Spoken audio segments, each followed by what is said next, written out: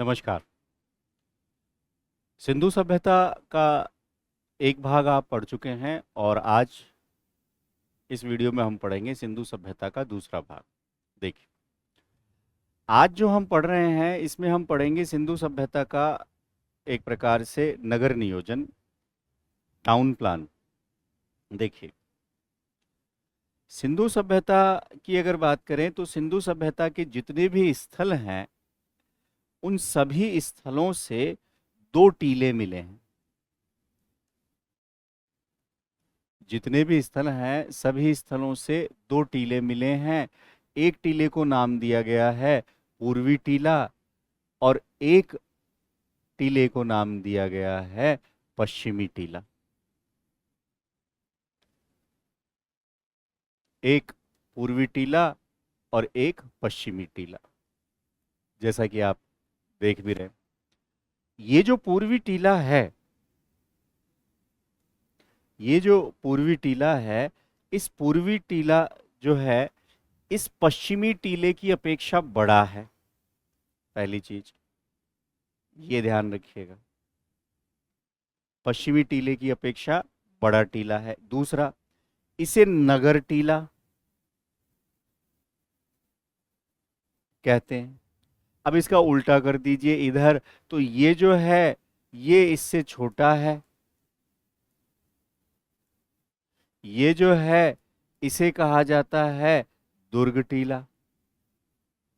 दो चीजें हमने कहा, सिंधु सभ्यता का नगर नियोजन, और सिंधु सभ्यता के नगर नियोजन की अगर हम बात करें तो सिंधु सभ्यता के जितने भी स्थल हैं उनको हमने दो भागों में बांटा है, एक पूर्वी टीला और एक पश्चिमी टीला।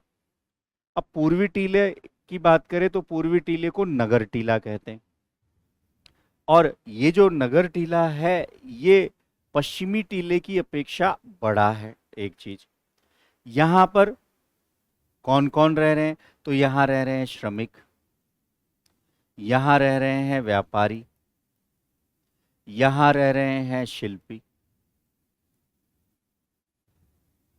अगर इधर हम बात करें तो यहां पर एक प्रकार से देखा जाए तो समाज के उच्च वर्ग या पुरोहित वर्ग का निवास था। देखो, दोनों में फर्क है साहब। एक कहा हमने पूर्वी टीला, एक कहा पश्चिमी टीला। अब यहां समाज का कौन सा वर्ग रह रहा है, बोले साहब श्रमिक वर्ग रह रहा है। यहां समाज का कौन सा वर्ग रह रहा है, बोले यहां व्यापारी वर्ग रह रहा है।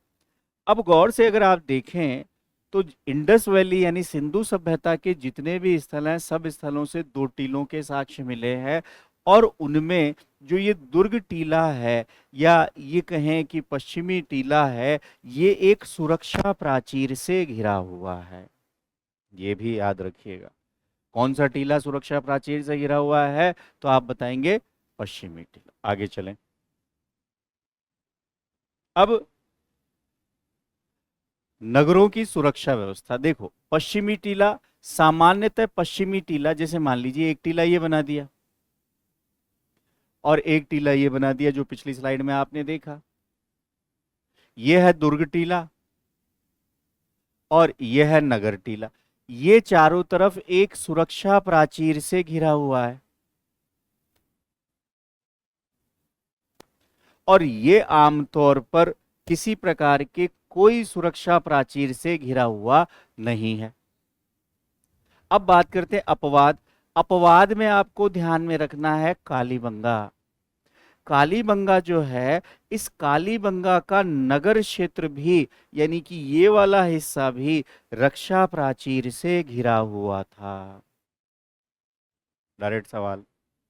अगली बात, लोथल और सुरकोटड़ा। लोथल और सुरकोटड़ा, पिछले वीडियो में मैंने लोथल और सुरकोटड़ा की भौगोलिक स्थितियों के बारे में चर्चा की है, तो यहां याद रखेंगे लोथल और सुरकोटड़ा जो है वो संपूर्ण एक ही रक्षा प्राचीर से घिरा हुआ है। अगली बात, चनहुदड़ो। चनहुदड़ो जो है, चनहुदड़ो से दुर्गीकरण के साक्ष्य नहीं मिले हैं। देखो, ये तीन चार चीजें याद रखनी है आपको। चनहुदड़ो जो है ये यहां से लिपस्टिक के साक्ष्य मिले, यहां से वक्राकार ईंटों के साक्ष्य मिले, लेकिन दुर्गीकरण के साक्ष्य चनहुदड़ों से प्राप्त नहीं हुए हैं। और एक चीज, अगर आप गौर से देखें तो धोलावीरा एक ऐसा स्थान है, धोलावीरा एक ऐसा स्थान है जहां से 3 टीलों के साक्ष्य मिले। याद कर लीजिएगा, पहला पूर्वी टीला, पश्चिमी टीला, पश्चिमी टीला सुरक्षा प्राचीर, पूर्वी टीला कोई सुरक्षा प्राचीर नहीं। फिर कालीबंगा में पूर्वी टीला भी सुरक्षा प्राचीर, लोथल और सुरकोटड़ा दोनों एक ही रक्षा प्राचीर, और लास्ट में चनहुदड़ों से हमें किसी प्रकार के दुर्गीकरण के साक्ष्य नहीं मिले। अब आइए, जो मैंने अभी बोला कि धोलावीरा, देखो धोलावीरा से 3 टीलों के साक्ष्य मिले हैं, जो मैंने पिछली स्लाइड में बताया, ये 1, ये 2 और ये 3। तो ये हो गया निचला नगर यानी पूर्वी टीला, ये हो गया मध्यम नगर, और ये हो गया किला। तो 3 टीलों के साक्ष्य कहां से मिले हैं? तो आप बताएंगे धोलावीरा से। आगे चलें, अब बात करते हैं हड़प्पा सभ्यता का आवासीय जीवन, कि हड़प्पा सभ्यता के मकान कैसे थे। देखो, हड़प्पा सभ्यता यानी सिंधु सभ्यता यानी कांस्य युगीन सभ्यता, प्रत्येक आवासीय भवन के बीच में एक आंगन होता था। अब सपोज कर लें कि ये घर है जो मैं आपके लिए बना के लाया हूं, ये एंट्री गेट है और ये एक प्रकार से आंगन है। आंगन के चारों ओर कमरे होते थे, इधर भी कमरा, इधर भी कमरा, इधर भी मान ले थोड़ा सा मैं कमरा बना देता हूं, यही लिखा हुआ। एक रसोई घर और एक स्नानागर होता था, यही सेम हमारे यहाँ सिस्टम है। अधिकांश घरों में, ये ध्यान रखिएगा, अधिकांश घरों में कुआं होते। फिर इसके बाद घरों का पानी बहकर सड़कों तक आता था। अब सड़कों तक पानी लाने के लिए घरों से नालियों की व्यवस्था थी साहब, इसी को कहते हैं जल निकास प्रणाली। अब नाली जो है, ऐसे समझिए नाली निकल रही है घर से, तो नाली ऊपर से ढकी हुई है और आगे चलकर वो नाली जो है मेन हॉल से जुड़ जाती है। इसके बाद मकानों का निर्माण जो है ये पक्की ईंटों से किया गया है, नगरीकृत है साहब। और ईंटों का अगर अनुपात आप देखेंगे 4:2:1 है। तो इंडस वैली सिविलाइजेशन के मकानों की बात करें तो प्रत्येक घर में एक आंगन है, उसके चारों तरफ कमरे हैं, कहीं कहीं पे सीढ़ियों के साक्ष्य हैं, जिससे पता चलता है कि कुछ घर जो है 2 मंजिला है। घरों में कुएं भी हैं, रसोई घर भी है, स्नानागार भी है, और जल निकास के लिए नालियां बनी हुई है। आगे चलें, इसके बाद मकानों की संरचना, जैसे मैंने कहा मकानों में सीढ़ियां हैं, सीढ़ियों से पता चलता है कि मकान कितने, बोले साहब 2 मंजिले होंगे। इसके अलावा घरों के दरवाजे मुख्य सड़क में न खुलकर गलियों की ओर खुलते हैं, ध्यान रखें, घरों के दरवाजे। अब जैसे कोई घर है, ये सड़क है, यहां एक घर बना हुआ है, तो इधर दरवाजा ना खुल के दरवाजे अंदर की तरफ खुलेंगे, यानी कि दरवाजे गलियों की तरफ खुल रहे हैं, मेन रोड की तरफ नहीं खुल रहे हैं। लेकिन एक याद रखिएगा, लोथल लोथल इसका अपवाद है। लोथल में घरों के दरवाजे गलियों की ओर न खुलकर मुख्य सड़क की ओर खुलते थे।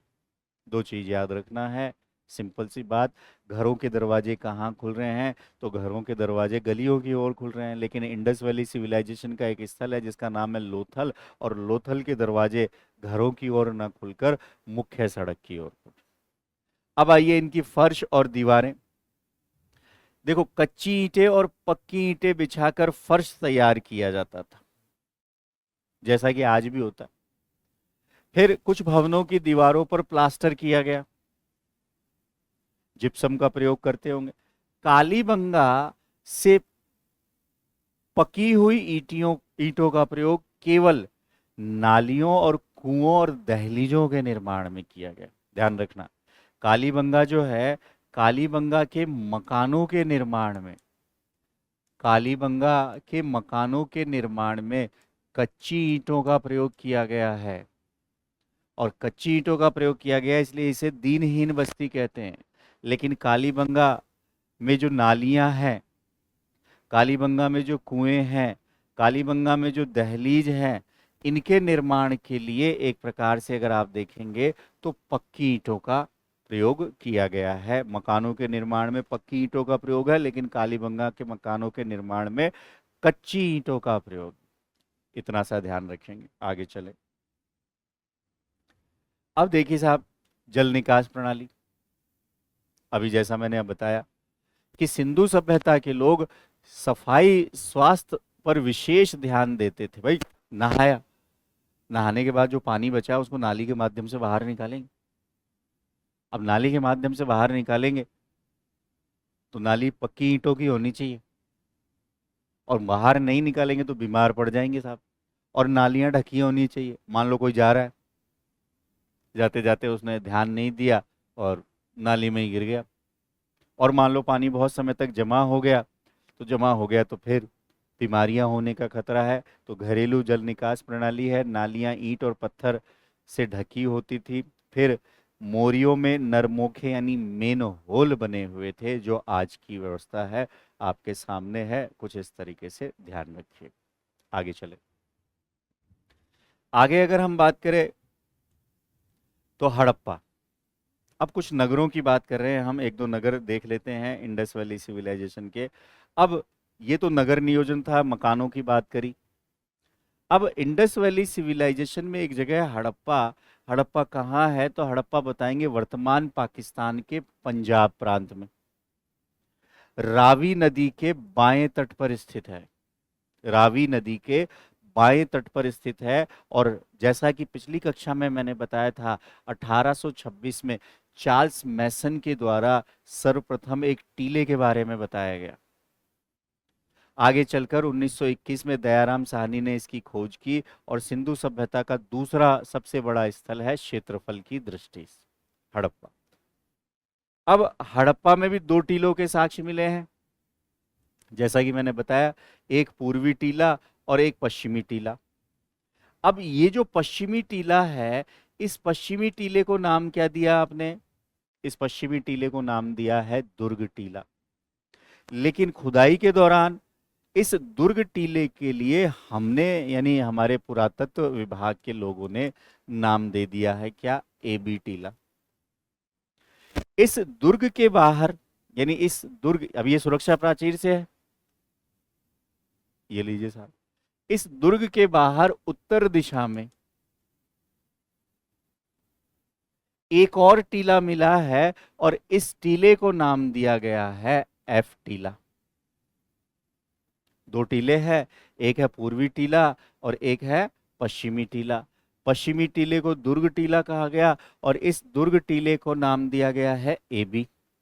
इधर बात करें तो पूर्वी टीला, और पूर्वी टीला और पश्चिमी टीले के उत्तर में एक टीला और है, जिसे नाम दिया गया है एफ टीला।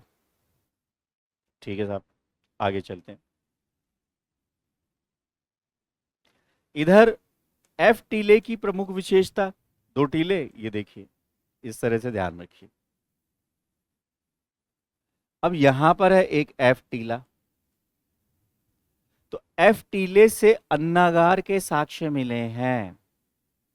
अन्नागार यानी कि उत्पादन ज्यादा हो रहा है, अन्न ज्यादा है, तो उसे कहीं ना कहीं स्टोर करेंगे, एक चीज। दूसरा, अगर इंडस वैली सिविलाइजेशन में कर प्रणाली रही हुई होगी, तो लोगों से जो टैक्स लिया जाता होगा, वो यदि अगर अनाज के रूप में लिया जाता होगा, तो उसे भी कहीं ना कहीं स्टोर करते होंगे, और उसे स्टोर करते होंगे तो उसे कहा गया है क्या? अन्नागार। तो अन्नागार के साथ फिर अनाज कूटने के चबूतरे मिले हैं। ठीक है साहब। 18 वृत्ताकार, अब अनाज है, अब अनाज में धान और भूसी दोनों अलग करना है तो कूटेंगे। तो राउंड चबूतरों के साक्ष्य कहाँ से मिले हैं? तो आप बताएंगे राउंड चबूतरों के साक्ष्य हड़प्पा से मिले, अन्नागार के साक्ष्य मिले। अब आगे चले, इधर यहीं से हमें श्रमिक आवास के साक्ष्य भी मिले। श्रमिक, श्रमिक क्या काम आ रहे हैं? तो श्रमिक वही अनाज और भूसा अलग करने के, अनाज कूटने के काम में आ रहे। श्रमिक आवास के साक्ष्य मिले हैं, ये भी ध्यान रखें। फिर 16 भट्टियां मिली, धातु बनाने की एक मूषा मिली है, अर्थात धातु बनाने की एक मूषा मिली है। तो मैंने कहा था कि इंडस वैली सिविलाइजेशन के लोग तांबे की जानकारी रखते थे, धातु बनाने की जानकारी रखते थे, और ये लोग तांबे में मिलाते थे टिन। तो ये आपको कुछ विशेषता, श्रमिक आवास, फिर वृत्ताकार चबूतरे और धातु निर्माण, 3 चीजें तो ये हो गई कहां से? हड़प्पा से। फिर बात करें हड़प्पा, हड़प्पा के नगर क्षेत्र के दक्षिण दिशा में एक कब्रिस्तान मिला है।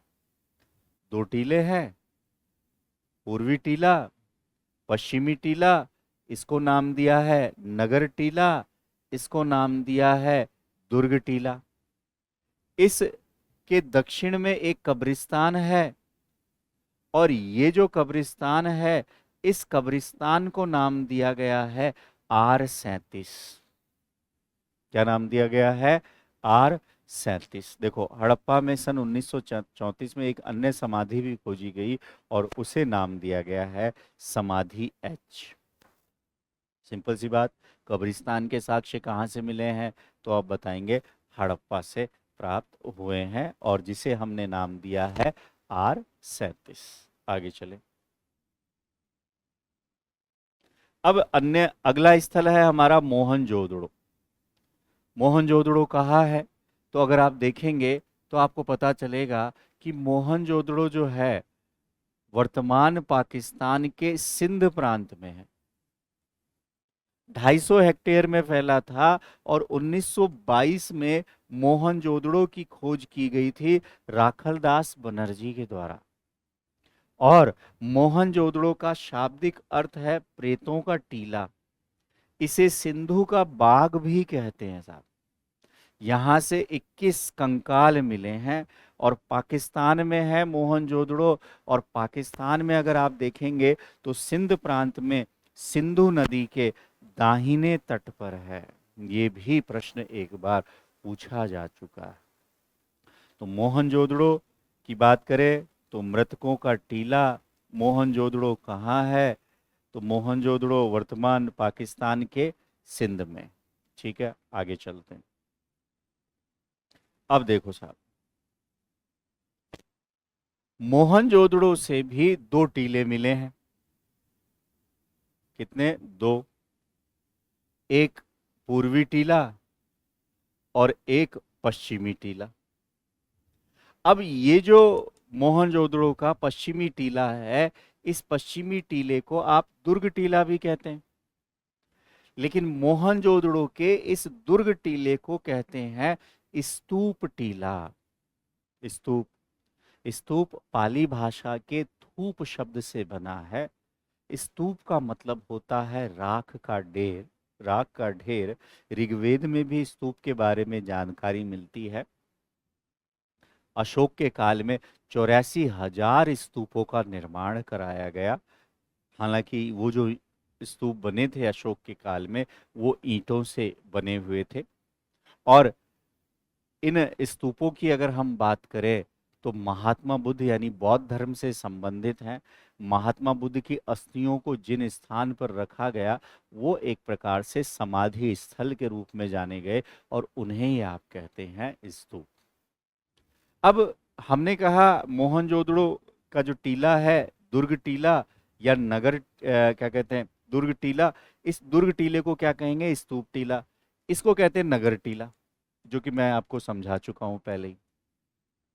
अब स्तूप टीला कुषाण काल में यहां पर एक स्तूप का निर्माण कराया गया। कुषाण शासक हुआ एक जिसका नाम था कनिष्क। कनिष्क का टाइम पीरियड अगर आप देखेंगे तो आपको पता चलेगा 78 से 105 ईस्वी।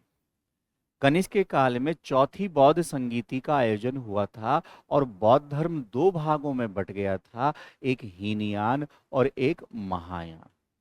हीनयान और एक महायान।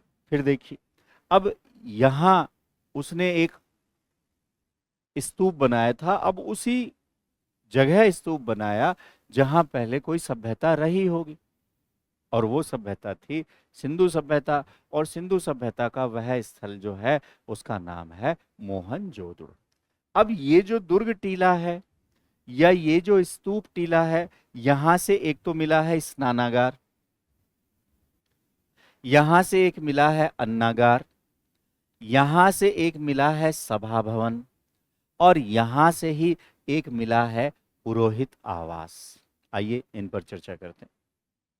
चलिए देखिए, मोहनजोदड़ो, मोहनजोदड़ो के दुर्ग टीले से एक मिला है स्नानागार। ये मान लीजिए स्नानागार है। अब ये जो स्नानागार है ये सार्वजनिक स्नानागार है। कोई धार्मिक अनुष्ठान होता है भारत में आज भी, तो उससे पहले स्नान किया जाता है। और इंडस वैली सिविलाइजेशन में खुदाई के दौरान एक विशाल स्नानागार मिला है जो कि 11.88 मीटर लंबा है। 1 मीटर में 3 पॉइंट समथिंग फिट होते हैं, आप लगा लीजिए साहब साहब। फिर इसकी चौड़ाई की अगर मैं बात करूं तो चौड़ाई जो है इसकी वो है लगभग 7.1 मीटर। और गहराई की मैं अगर बात करूं तो डीप जो है 2.43 मीटर। क्या है? स्नानागार। अब इस स्नानागार के दोनों सिरों पर सीढ़ियां बनी हुई थी, तो यहां भी सीढ़ियां और यहां भी सीढ़ियां। इस स्नानागार के जो फर्श की अगर मैं बात करूं तो ये जो फर्श है, इस फर्श का निर्माण जो किया गया है ये पक्की ईंटों से किया गया। स्लाइड में पीछे आप देख भी रहे होंगे जनरेट करके। तो ये जो विशाल स्नानागार है ये आपको नंबर से याद रखने हैं, 11.88, 7.01 और 2.43। इसके बाद अगर हम बात करें तो इस जॉन मार्शल ने कहा कि ये जो विशाल स्नानागार है ये उस समय का आश्चर्यजनक निर्माण है।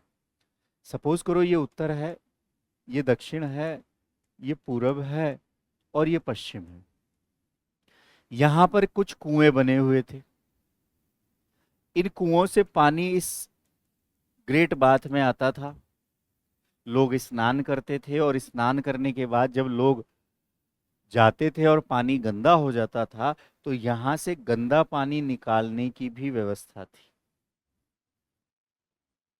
तत्कालीन विश्व का आश्चर्यजनक निर्माण इसे कहा गया। आगे चले। स्नानागार, देखो स्नानागार के पास कमरे में एक बड़ा सा कुआं जो मैंने अभी बताया आपको। दक्षिण पश्चिम से गंदा पानी निकालने के लिए नालियां बनाई गई। विशाल स्नानागार का उपयोग धर्म अनुष्ठान संबंधी स्नान के लिए किया जाता होगा। जॉन मार्शल ने इसे तत्कालीन विश्व का आश्चर्यजनक निर्माण कहा है। तो याद रखिएगा, नोट्स बनाते जाइएगा। अगर लगे वीडियो पॉज करके आप खुद अपने हाथ से बनाएं, सबसे बेस्ट तो यही रहेगा। नहीं तो जैसा आपको लग रहा है कि हाँ स्क्रीनशॉट से काम चला ले, नहीं तो पीडीएफ के माध्यम से, लेकिन जहाँ तक मेरा ये मानना है कि आपको हाथ से नोट्स बनाने चाहिए। आगे बढ़ते हैं। अब आगे देखें तो अन्य महत्वपूर्ण भवन भी देख लेते हैं साहब। एक है अन्नागार। अन्नागार का मतलब है स्टोरेज, कोठियार कहते हैं साहब। उत्पादन ज्यादा होता होगा, और उत्पादन ज्यादा होता होगा तो फिर अन्न का स्टोर भी किया जाता होगा। मार्टिमर व्हीलर कहते हैं कि मोहनजोदड़ो की सबसे बड़ी इमारत है ये। अगर प्रश्न पूछे कि मोहनजोदड़ो की सबसे बड़ी इमारत कौन सी है, तो मोहनजोदड़ो की सबसे बड़ी इमारत है अन्नागार, और इसकी लंबाई और चौड़ाई आप देख सकते हैं 45.71 मीटर और 15.23 मीटर। इसके बाद हम बात करें, दुर्ग टीले में ही है सभा भवन, बैठक होती होगी, कोई ना कोई प्रशासनिक निर्णय लिए जाते होंगे। दुर्ग के दक्षिणी भाग में स्थित है, 27 बाई 27 मीटर का है साहब, वर्गाकार, गणित की जानकारी होगी, पढ़े लिखे लोग थे इंडस वैली सिविलाइजेशन के, ये भी आपको ध्यान में रखना। पुरोहित आवास, पुरोहित धार्मिक कार्यों से संबंधित है। स्टुअर्ट पिगट कहते हैं कि इंडस वैली सिविलाइजेशन में पुरोहितों का शासन रहा हो। अब पुरोहित आवास हैं, सभा भवन हैं, अन्नागार हैं और स्नानागार हैं, ये सब कहाँ से मिले हैं, तो ये आप बताएंगे मोहनजोदड़ो से मिले। आगे चले, मोहनजोदड़ो के पूर्वी टीले को देखो, एक तो हो गया पश्चिमी टीला, एक है पूर्वी टीला। ये जो पूर्वी टीला है, इस पूर्वी टीले को, जैसा कि आपने पिछले वीडियो में देखा है, नगर टीला भी कहते हैं। और इस टीले को 3 भागों में बांट दिया। नाम रख दिए साहब हमने, एक नाम रखा है HR, एक नाम हमने रखा है VS और एक नाम हमने रखा है DK। अब आपसे पूछेगा कि कांसे की नर्तकी, तो हर कोई पढ़कर जा रहा है कि कांसे की नर्तकी जो है, वो जो एक मूर्ति मिली है वो मोहनजोदड़ो से मिली। लेकिन मोहनजोदड़ो के भी कौन से हिस्से में मिली है, तो पूर्वी टीला, और पूर्वी टीले में भी HR क्षेत्र, याद रखिए। कांसे की नर्तकी कहाँ से मिली है, बोले साहब मोहनजोदड़ो से मिली है, मोहनजोदड़ो के पूर्वी टीले से मिली है, और पूर्वी टीले में भी HR। पिगट ने, अभी मैंने बताया था, स्टुअर्ट पिगट जो हैं वो कहते हैं कि यहाँ पर सिंधु सभ्यता में पुरोहित वर्ग का शासन रहा होगा। और स्टुअर्ट पिगट ही हैं जो ये कह रहे हैं कि हड़प्पा व मोहनजोदड़ो, हड़प्पा और मोहनजोदड़ो सिंधु सभ्यता की जुड़वा राजधानियां थी। तो ये भी आपको ध्यान में रखने की आवश्यकता है। आगे चलें, आगे इंडस वैली सिविलाइजेशन का एक अन्य स्थल है जिसका नाम है चनहुदड़ो। चनहुदड़ो, चनहुदड़ो की बात करें तो चनहुदड़ो पाकिस्तान में है, सिंधु नदी के बाएं तट पर। पाकिस्तान में सिंधु नदी के बाएं तट पर है, और NG मजूमदार के द्वारा इस स्थल की खोज की गई है 1931 में। एक चीज, यहां से एक विद्वान हुए हैं जिनका नाम है अर्नेस्ट मैके, अर्नेस्ट मैके। और इन अर्नेस्ट मैके को यहां से मनके बनाने का कारखाना मिला है, बीट्स, ये देखिए मनके लिखा हुआ है। तो चनहुदड़ो, चनहुदड़ो की बात करें तो पाकिस्तान में सिंधु नदी के बाएं तट पर है, मजूमदार साहब ने खोज की है, और अर्नेस्ट मैके को यहाँ से मनके बनाने के कारखाने प्राप्त हुए। आगे चले, यहाँ से खुदाई के दौरान एक ऐसी मुहर मिली है, एक ऐसी मुद्रा मिली है, ये देखिए मुद्रा, जिस पर 3 घड़ियाल है और 2 मछलियों का अंकन है। देखिए पशु पक्षी जीव जो भी चित्र के रूप में आपको यहां दिखाई देंगे, उसका मतलब ये हुआ कि इंडस वैली सिविलाइजेशन के लोगों को इन जीवों के बारे में जानकारी थी। तो एक मोहर मिली है या मुद्रा मिली है जिस पर 3 घड़ियाल और मछली, एक विशेष ईंट मिली, और विशेष ईंट जो है उसे मैं नाम दे रहा हूं वक्राकार। देखिए ये एक दीवार, इधर एक दीवार है, तो ये 90 डिग्री का कोण है, तो यहां पर इसको जोड़ने के लिए ईंट को ऐसे लगा दिया जाता। लेकिन इंडस वैली सिविलाइजेशन के लोगों ने क्या किया कि यहां राउंड ईंट ही लगा दी साहब। और इस राउंड ईंट के लिए अगर हम बात करें तो शब्द का प्रयोग करते हैं वक्राकार। आपसे पूछेगा कि कहाँ से वक्राकार ईंटों के साक्ष्य मिले हैं, तो ये देखिए वक्राकार ईंटों के साक्ष्य जो मिले हैं वो मिले हैं कहाँ से, तो ध्यान रखिएगा वक्राकार ईंटों के साक्ष्य मिले हैं चनहुदड़ों से। आगे चलते हैं।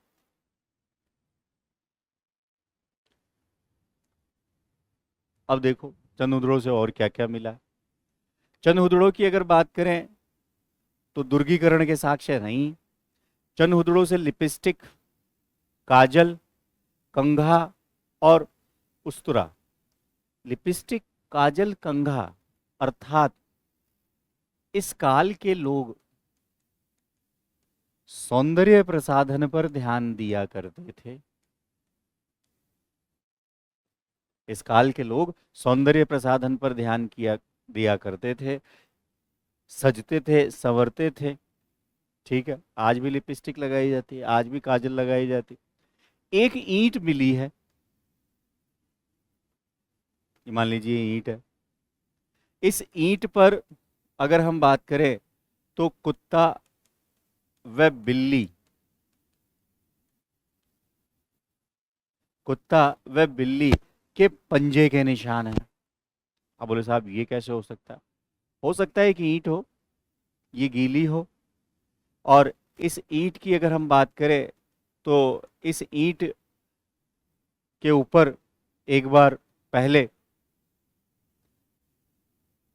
बिल्ली गुजरी हो, फिर कुत्ता गुजरा हो, या फिर बिल्ली का पीछा कर रहा हो कुत्ता और ईंट गीली हो और उसके पंजों के निशान हो गए, तो ये भी हो सकता है। तो ईंट पर एक बिल्ली का पीछा करते हुए कुत्तों के पंजों के निशान है, कहाँ से है, तो ये भी ध्यान रखिएगा चनहुदड़ों से है। आगे चले। एक और चीज याद रखिएगा, मिट्टी की पाइप, मिट्टी की पकी हुई पाइप नुमा नालियों का प्रयोग किया गया है, कहां पर? चनहुदड़ों में। मैं आपके लिए फोटोज भी लाया हूं जिसके माध्यम से आपको चीजें समझने में कोई दिक्कत नहीं हो, ये भी ध्यान रखिए। आगे बढ़े। आगे अगले स्थल की अगर हम बात करें तो अगला स्थल है लोथल। लोथल की अगर बात करें तो लोथल को दो नामों से जाना जाता है, एक तो लघु हड़प्पा और एक लघु मोहनजोदड़ो। ये दोनों नाम आप याद रखिएगा, लघु हड़प्पा व लघु मोहनजोदड़ो। लघु हड़प्पा व लघु मोहनजोदड़ो के नाम से कौन सा स्थल जाना जाता है? लोथल। लोथल कहाँ है? तो लोथल है गुजरात में। गुजरात में भी कहाँ है? अहमदाबाद में। अहमदाबाद में भी कहाँ? भोगवा नदी के किनारे। बात है 1954 में एस आर राव के द्वारा इसकी खोज कर दी गई थी। आगे देखें तो यहां से डॉकयार्ड, डॉकयार्ड या कहें बंदरगाह या कहें गोदीवाड़ा के साक्ष्य मिले हैं। तो व्यापारी केंद्र होगा, बंदरगाह के साक्ष्य मिले हैं, तो व्यापार स्थल और जल दो मार्गों से हो रहा है। व्यापार स्थल और जल दो मार्गों से हो रहा है। और डॉकयार्ड या बंदरगाह के साक्ष्य कहाँ से मिले हैं? तो आप बताएंगे लोथल से मिले हैं। आगे चले। अब देखो साहब, डॉकयार्ड या बंदरगाह, अब लोथल का गोदीवाड़ा देखें या बंदरगाह देखें तो एक ये एआई से फोटो बना हुआ है। 223 मीटर इसकी लंबाई है, चौड़ाई है 35 मीटर, गहराई है 38 मीटर। और इसमें अगर प्रवेश कर रहे हैं अंदर जहाजों को रोकने के लिए या सामान उतारने के लिए, तो लोथल में प्रवेश के लिए जो इसका प्रवेश द्वार था इसकी चौड़ाई थी 12 मीटर। अपने आप में उस जमाने में इतना सटीक कैलकुलेशन करके डिजाइन बनाना और फिर उसे मूर्त रूप प्रदान करना, ये उस समय की एक विशेषता ही रही होगी। दक्षिणी दीवार में अतिरिक्त जल का निकास द्वार था। तो लोथल याद रखिएगा गोदीवाड़ा के साक्ष्य में। अब देखो लोथल से और क्या मिला। लोथल से एक समाधि देखो आपको दिख रही है, 3 युगल समाधियां मिली। अब आप बोले सर 2 ही दिख रही है, भाई ये फोटो बनाई हुई है आपको पढ़ाने के लिए, 3 बना देता हूं। 3 युगल समाधियों के साक्ष्य मिले। अब बोले साहब एक साथ एक आदमी मरता है, उस मरने के बाद तो कौन जाता है, कोई किसी के साथ नहीं जाता। लेकिन यहाँ तो 3 युगल समाधियों के साक्ष्य मिले। अब 3 युगल समाधियों के जो साक्ष्य मिले हैं, इससे क्या अनुमान मिलता है? तो इससे ये अनुमान लगाया जा सकता है कि यहाँ पर सती प्रथा का प्रचलन रहा होगा, ऐसा अनुमान है। लेकिन आप मानेंगे नहीं, आपको ये ध्यान रखना है कि भारत में सती प्रथा का पहला अभिलेखीय साक्ष्य गुप्त काल से मिला है। गुप्त काल में एक शासक है भानुगुप्त, और भानुगुप्त का एक अभिलेख मिला है, ऐरण अभिलेख। और ऐरण अभिलेख से पहली बार अगर आप देखेंगे तो सती प्रथा के साक्ष्य मिलते हैं। फिर कुछ समाधि सामग्री है, जैसे दैनिक उपभोग की चीजें रख दी जाती। समाधियों पर चर्चा करूंगा अंत्येष्टि में। 3 प्रकार की अंत्येष्टि थी, पूर्ण समाधि, आंशिक समाधि और दाह संस्कार। अब समाधि का जो क्षेत्र है, एक स्थान से 20 समाधियां मिली। तो समाधियों की जानकारी, या ये कहें कि युगल समाधि जो है वो कहां से मिली है? लोथल्स। आगे चलते हैं। लोथल से अग्निकुंड के साक्ष्य मिले। अगर अग्निकुंड की बात करें तो यज्ञ वेदिका, और यज्ञ वेदिका तो आपको वैदिक काल में है, लेकिन वैदिक काल से पहले भी अग्निकुंड हुए और उसके साक्ष्य हैं। लोथल, ये देखिए अग्निकुंड के साक्ष्य मिले हैं, धार्मिक अनुष्ठान की बात कर रहा। फिर ये मैंने बात कर ली, मन के बनाने की भी एक प्रकार से अगर देखें तो यहाँ पर फैक्ट्रियां मिल रही है, एक वो इंपॉर्टेंट याद रखना। फिर ये छोड़ दीजिए, लोथल से चनहुदड़ों की भांति मनके बनाने के कारखाने प्राप्त हुए हैं, और एक रंगाई कुंड मिला है। रंगाई कुंड मिला है तो रंगने के लिए यानी वस्त्र उद्योग की जानकारी रही होगी। कहाँ? लोथल रही होगी साहब। कपास की खेती किया करते थे ये लोग, और कपास की खेती किया करते थे तो वस्त्रों को रंगा भी करते होंगे। आगे चलते, आगे अगर हम देखें तो हमारा एक स्थल है जिसका नाम है कालीबंगा। कालीबंगा राजस्थान की दृष्टि से अगर आप देखें तो इम्पोर्टेंट है। मैं यहाँ पर आपको इंडियन हिस्ट्री की दृष्टि से बताता हूँ। कालीबंगा का शाब्दिक अर्थ होता है काली चूड़ियाँ।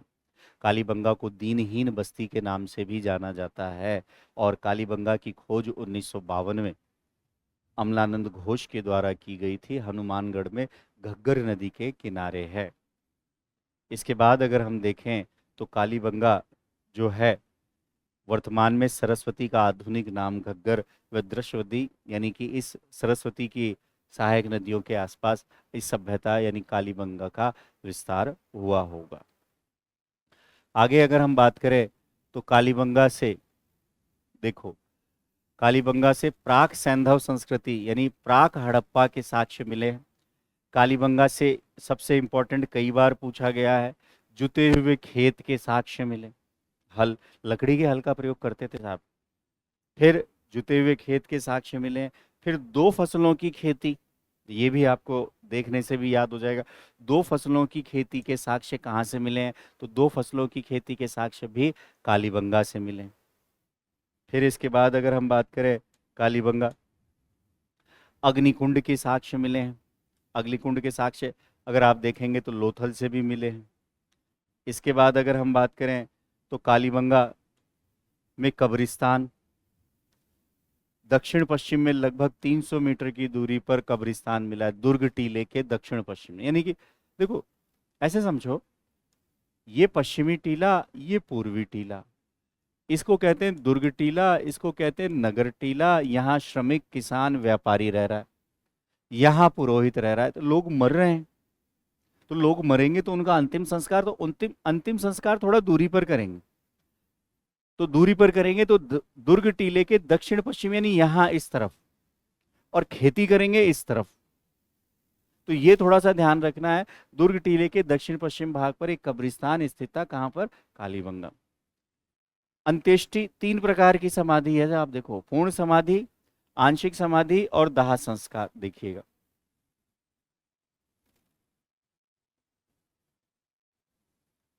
पूर्ण समाधि,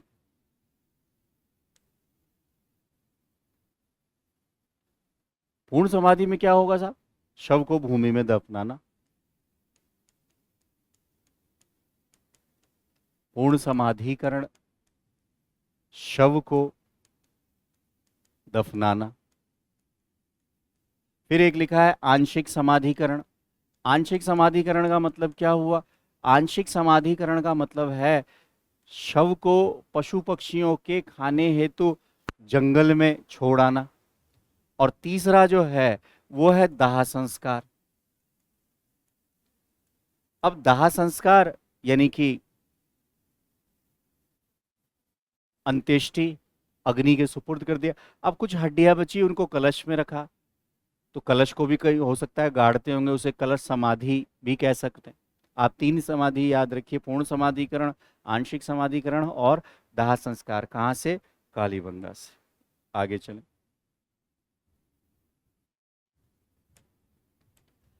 कालीबंगा की एक अन्य विशेषता यह है कि कालीबंगा से प्राचीनतम शल्य चिकित्सा, जिसे कहते हैं हाइड्रोस्पोलिस, हाइड्रोस्पोलिस के साक्ष्य मिले। एक खोपड़ी मिली है बच्चे की, उसके सिर में 6 छेद हैं। फिर इसके बाद करें मकानों की विशेषता, तो मकान जो है कच्ची ईंटों से बने हुए हैं, लेकिन अलंकृत ईंटों का प्रयोग किया गया है। मैंने आपको बताया है कालीबंगा जो है, कालीबंगा में कुएं, नालियां, दहलीज पक्की ईंटों से बनाए गए, मकानों का निर्माण कच्ची ईंटों से किया गया है। ठीक है, और यही वजह है कि कालीबंगा को दीनहीन बस्ती भी कहते हैं। एक दीवार मिली है, दीवार में जैसे मान लो ये दीवार है, तो यहाँ दरार है। इस दरार को देखकर ये अनुमान लगाया कि साहब भूकंप आया होगा। तो भूकंप के साक्ष्य कहाँ से मिले हैं? कालीबंगा से। फिर जल निकास प्रणाली के साक्ष्य, अब ग्रामीण क्षेत्र है साहब, गांव में आज भी मिट्टी में ही बर्तन को, राख में ही बर्तन को साफ कर लिया जाता है। तो ये भी एक इम्पोर्टेंट है कि जल निकास प्रणाली के साक्ष्य कहाँ से नहीं मिले हैं? कालीबंगा से। देखिए ग्रामीण बनाया आपके लिए। आगे चलते हैं। कालीबंगा के बाद एक स्थल है जिसका नाम है बनवाली या बनावली, हरियाणा के हिसार जिले में है। 1974 की बात है, आर एस बिष्ट के द्वारा इनकी खोज, इस स्थल की खोज की गई सरस्वती नदी के किनारे। यहाँ एक इंपॉर्टेंट बात याद रखना है, मिट्टी का बना हुआ हल। अब ये हल तो नहीं है, लेकिन हल जैसा बनाने का प्रयास किया एआई ने। और एक याद रखिएगा, बढ़िया किस्म का जौ। 2 चीजें हैं, देखिए एक एक चीज याद रखनी है फैक्ट में, और इसके अलावा कुछ नहीं। एक मिट्टी का बना हल, और दूसरा है बढ़िया किस्म का जौ। कहाँ से मिला है? बनावली या बनवाली से। ठीक है, जल निकास प्रणाली का यहाँ भी अभाव था। आगे बढ़े। फिर बनावली प्राक हड़प्पा यानी हड़प्पा से पहले, हड़प्पा और हड़प्पा के बाद तीनों काल में मौजूद रही थी, और समृद्ध नगर या समृद्धशाली लोगों का नगर भी कहा जाता है किसको? बनावली। आगे चले। अग्निवेदिका के साक्ष्य मिले हैं कालीबंगा से। हो सकता है संभावित मंदिर हो, लेकिन मंदिरों के साक्ष्य ध्यान रखिएगा, सिंधु सभ्यता से मंदिरों के साक्ष्य प्राप्त नहीं हुए। आगे चलते हैं। अब एक जगह है धोलावीरा। देखिए धोलावीरा, धोलावीरा का शाब्दिक अर्थ होता है सफेद कुआं। धोला का मतलब है सफेद, वीरा का मतलब है कुआं। और यहाँ के एक टीले पर एक पुराना कुआं है, जिसके कारण इसका नाम धोलावीरा पड़ गया, ऐसा कुछ कहा जाता है। गुजरात में है। कच्छ जिले में है, खादिर नाम के द्वीप पर स्थित है और जगपति जोशी के द्वारा इस धोलावीरा की खोज की गई थी। अब धोलावीरा का नगर आयताकार है और भारत में सिंधु सभ्यता का दूसरा बड़ा नगर माना जाता है। आकृति आयताकार। धोलावीरा से 3 टीलों के साक्ष्य मिले हैं। अभी देखना, जैसे इसको ही मान ले 1, 2 और 3। कितने टीलों के साक्ष्य मिले हैं? 3 टीलों के साक्ष्य मिले हैं, पूर्वी टीला, मध्य टीला और पश्चिम टीला। धोलावीरा से एक बोर्ड मिला है। उस बोर्ड पर तत्कालीन लिपि में कुछ ऐसा लिखा हुआ है। साइन बोर्ड, 10 अक्षर हैं, 37 सेंटीमीटर प्रत्येक अक्षर की ऊंचाई है। चलो ये तो जो भी है, ये बोर्ड जो है, इस पर जो लिखा है, इसे आज तक इतिहासकार पढ़ नहीं पाए हैं। अगर इतिहासकार इसे पढ़ नहीं पाए हैं, इसका मतलब सिंधु सभ्यता के लोग पढ़े लिखे तो थे, लेकिन हमसे भी ज्यादा इंटेलिजेंट थे। बोले कैसे? बोले हमसे ज्यादा इंटेलिजेंट कैसे थे? तो हमसे ज्यादा इंटेलिजेंट ऐसे थे कि उनके द्वारा जो लिखा गया उसे हम आज तक पढ़ ही नहीं पाए।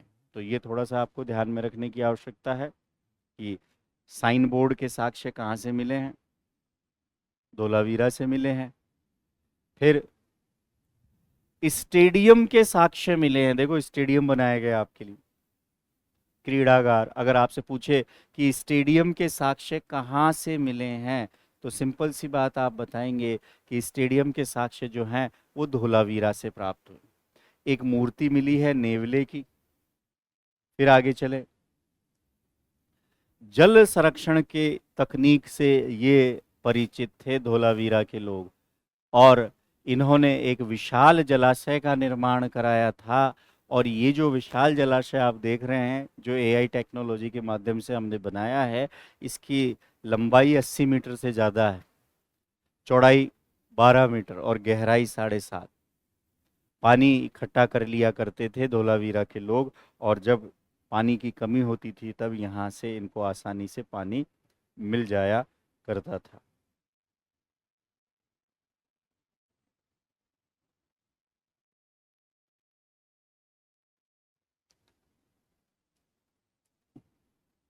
धोलावीरा के बाद आगे बढ़ते हैं। धोलावीरा से कब्रिस्तान के साक्ष्य मिले हैं और पॉलिशदार श्वेत पाषाण, मतलब पत्थर मिले हैं जिन पर पॉलिश की गई। बस इतना सा ध्यान रखना। आगे चलें। नौसारो पाकिस्तान के बलूचिस्तान में स्थित है। यहां से कुछ मूर्तियां पाई गई है साहब, और मूर्तियों को अगर आप देखेंगे तो इनमें महिला मूर्तियां हैं, और महिला जो मूर्तियां हैं इनकी मांग में सिंदूर है, और इसे सुहाग का प्रतीक माना गया है। जगह याद रखिएगा, नौसारों से सिंदूर के साक्ष्य। आगे बढ़ते हैं। 2 जगह है छोटे छोटे, एक का नाम है सुतका गेंडोर, एक का नाम है सुतका को। ये जो सुतका गेंडोर है दक्षिणी बलूचिस्तान में है, दाश्क नदी के तट पर है, और 1927 में ऑरेल स्टेन ने इसकी खोज की, और ये एक बंदरगाह नगर था। इसके बाद सुतका को, ये भी दक्षिणी बलूचिस्तान में है, शादीकोर नदी पर है, और इस स्थल की खोज जॉर्ज डेल्स के द्वारा की गई। कभी कभी स्थल पूछ लेता है कौन सी नदियों के किनारे है, इसलिए मैंने आपको मटेरियल के रूप में दे दिया। आगे चले। आगे अगर देखें तो 3 नाम आपको दिख रहे हैं, डाबरकोट, बालाकोट और कोट दीजी। डाबरकोट जो है ये दक्षिणी बलूचिस्तान में है, इसकी खोज भी ऑरेल स्टाइन के द्वारा की गई। बालाकोट ये भी बलूचिस्तान में है, और इसकी जॉर्ज एफ डेल्स के द्वारा खोज की गई। ये एक बंदरगाह नगर था, और याद रखिएगा ये सीप उद्योग के लिए विशेष रूप से प्रसिद्ध था। बालाकोट पूछेगा डायरेक्ट सवाल, सीप उद्योग के लिए कौन सा एक स्थल जाना जाता था, तो आप बताएंगे बालाकोट। एक है कोट दीजी, सिंधु नदी के बाएं तट पर स्थित है, और इतना सा ध्यान रखना है। आगे अगर देखें तो रोपड़, पंजाब, सतलज नदी के बाएं तट पर स्थित रोपड़, की खोज यज्ञदत्त शर्मा ने की है साहब। और इस रोपड़ का आधुनिक नाम अगर आप देखेंगे तो रूपनगर है। और यहां से आपको मानव के साथ कुत्ते को दफनाने के साक्ष्य मिलते हैं। कब्रिस्तान मिला है जिससे कि आप देखकर आसानी से याद कर लेंगे। आमरी प्राक हड़प्पा स्थल है, सिंधु नदी के दाएं तट पर स्थित है और एनजी मजूमदार साहब ने खोज की है। और यहां से अगर आप देखें तो गैंडे के साक्ष्य मिले हैं साहब। प्राक हड़प्पा, तो प्राक हड़प्पा देखो थोड़ा टूट फूट सा दिख रहा है, यानी हड़प्पा से पहले, इसलिए कुछ ऐसा दिखाया गया है। और एक बारासिंघा के प्रमाण भी आपको यहां से प्राप्त होते हैं। आगे चले तो आगे बाड़ा और संगोल। बाड़ा रोपड़ जिले यानी पंजाब में है, इतना सा ध्यान रखिए। संगोल भी पंजाब में है। स्थल पूछता है कभी कभी, इतना सा ध्यान रखिए। आगे चले, मीताथल हरियाणा में है, ठीक है, सूरजभान के द्वारा इस स्थल की खोज की गई। राखीगढ़ी और कुणाल, राखीगढ़ी हरियाणा में है, हरियाणा का सबसे बड़ा हड़प्पा वाला स्थल। और कुणाल, चांदी के मुकुट यहां से प्राप्त हुए हैं हिसार में। इसके बाद रंगपुर, रंगपुर की बात करें तो अहमदाबाद और रंगपुर से धान की भूसी के साक्ष्य मिले। सुरकोटड़ा, सुरकोटड़ा की अगर बात करें तो जगपति जोशी ने खोज की और यहां से घोड़े की अस्थियों के साक्ष्य मिले। देखो, घोड़े के अस्थि पंजर सुरकोटड़ा से मिले हैं, ये आपको एक याद रखने की आवश्यकता है। अंडाकार कब्र भी अगर देखें तो यहीं से आपको मिल रहे हैं। फिर अस्थि कलश, मैंने बताया 3 प्रकार की समाधान पद्धति, पूर्ण समाधिकरण, आंशिक समाधिकरण और दाह संस्कार। दाह संस्कार के बाद जो हड्डियां बच गई है उसको कलश में रखा गया, तो कहा अस्थि कलश। आगे चलते हैं। इसके बाद कुछ छोटे छोटे स्थल हैं जो केवल नाम मात्र के याद। तिलियन गुजरात में है, भगत राव, ये भगत राव भी जो है आपका गुजरात में है। फिर इसके बाद अगर हम बात करें रोजदी, ये भी गुजरात में है। इसके बाद अगर हम बात करें आलमगीरपुर, सबसे पूर्वी स्थल मेरठ जिले में हिंडन नदी के किनारे है और भारत सेवक समाज के द्वारा इसकी खोज की गई थी। फिर अंबाखेड़ा और बड़गांव, केवल नाम मात्र के लिए, खाली पढ़कर जाना है और कुछ नहीं करना। मांडा जम्मू कश्मीर में अखनूर तहसील में चिनाब नदी के किनारे, जगपति जोशी, सबसे जगपति जोशी के द्वारा खोज की गई और सबसे उत्तरी स्थल है, ये ध्यान रखिएगा, मांडा, बता चुका हूं आपको। और लास्ट में अगर हम देखें तो 3 स्थल है, भगवानपुरा जो हरियाणा में है, कुंतासी जो गुजरात में है और एक है अल्लाह दीनो, और अल्लाह दीनो जो है ये बंदरगाह नगर है। तो ये आज के टॉपिक में हमारे सिंधु घाटी सभ्यता के महत्वपूर्ण स्थल थे। अगले भाग में हम सिंधु घाटी सभ्यता की प्रमुख विशेषताओं को लेकर आएंगे। क्या व्यापार वाणिज्य था, क्या लिपि थी और कैसे इस सभ्यता का पतन हुआ। फिर मिलते हैं अगली क्लास में, तब तक के लिए धन्यवाद।